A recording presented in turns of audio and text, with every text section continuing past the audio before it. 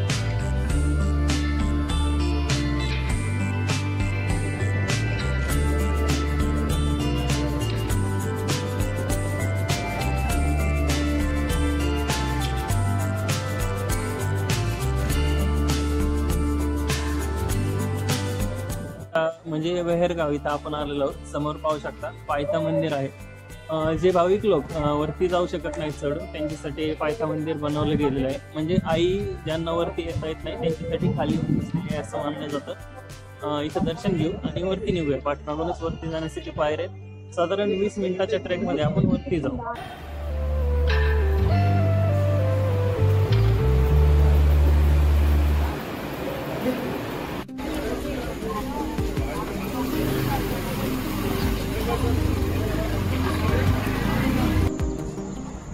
मित्रांनो, ते पायथा मंदिर आहे। मंदिराच्या पाठीमागूनच वरती जाण्यासाठी सीडी आहेत सगळ्या। हे पाहू शकता वरती चालू आहे सीडीने मी। बॅग खालीच ठेवली आहे, फक्त ड्रोन कॅरी केला आहे। पाहूया ड्रोन शॉट्स येत आहेत का। पावसाचं वातावरण आहे। बॅग खालीच ठेवली। बॅग तुम्ही लॉकरमध्ये ठेवू शकता। साधारण 20 रुपीज ते चार्ज करतात। आता वरती जाऊया आणि वरती गेल्यानंतर एकविरा देवी आणि कारला लेण्या, आता भाजी लेण्याच्या आहेत त्या रस्त्याच्या म्हणजे हायवेच्या त्या पलीकडच्या साईडला आहे।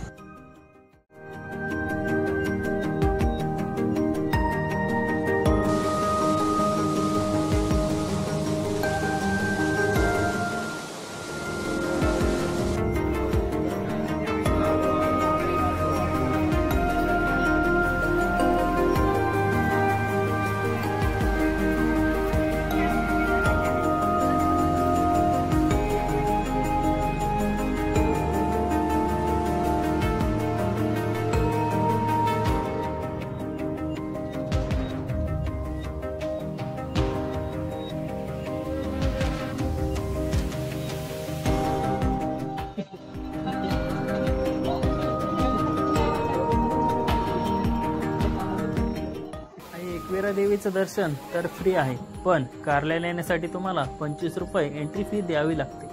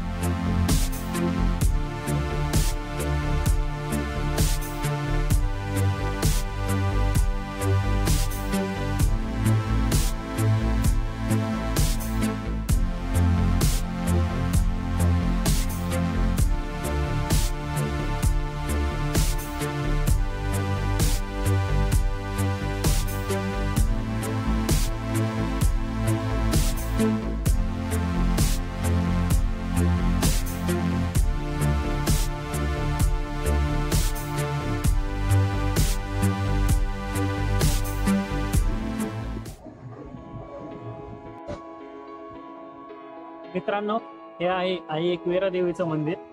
असं मानलं जातं की पांडव ज्यावेळेस वनवासात होते त्यावेळेस सगळे पांडव इथं आले आणि आई एकविरा देवी त्यांच्यासमोर प्रकट झाल्या. आईने एक अट घातली की ते एक मंदिर बांधा. ते मंदिर एका रात्रीच्या आत बांधलं गेलं आणि पांडवांनी सुद्धा पूर्ण भक्तिभावाने एका रात्रीच्या आत हे मंदिर बनवलं. त्यानंतर आईने त्यांना आशीर्वाद दिला की त्यांच्या 12 वर्षाच्या वनवासानंतर जो 1 वर्षाचा अज्ञातवास होता त्या अज्ञातवासात त्यांना कोणीही ओळखू शकणार नाही. आणि त्यानंतर आई एकविरा माता याच ठिकाणी कायमच्या वसून गेल्या. मंदिराच्या गाभाऱ्यामध्ये फोटो काढण्यास मनाई आहे, पण गाभाऱ्यामध्ये तुम्हाला आई एकविरा देवीची सुंदर अशी मूर्ती पाहायला मिळते. मंदिराच्या पाठीमागील बाजूसच तुम्हाला 200 BC साली कोरलेल्या 16 बुद्धिस्ट केव पाहायला मिळतात. यातील केव नंबर 8 एक चैत्य असून हा एकदम मोठा 32 पिलरचा असा हॉल आहे. या चैत्यग्रहाच्या बाहेरील नक्षीकाम तुम्हाला एकदम मनमोहक करून टाकेल. या नक्षीकामामध्ये काही हत्ती, यक्ष, यक्षिणी यांचा समावेश आहे. त्याचबरोबर तुम्हाला गौतम बुद्ध यांचे पाठीमागच्या जन्मातील जे जे अवतार आहेत ते सगळे अवतार आणि गौतम बुद्ध एकदम कमळावरती विराजमान असल्याचं पाहायला भेटतं.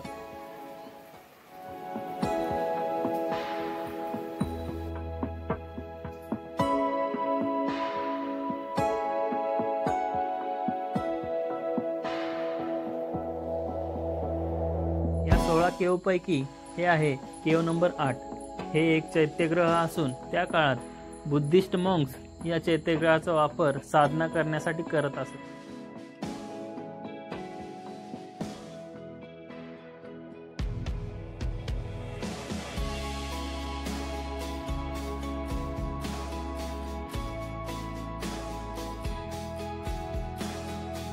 या 16 केव पैकी एक चैत्य तर उरलेले 15 गर्भगृह आहेत. चैत्य म्हणजे साधना करण्याचं ठिकाण, तर गर्भगृह हे साधू लोकांसाठी राहण्याचं ठिकाण असे.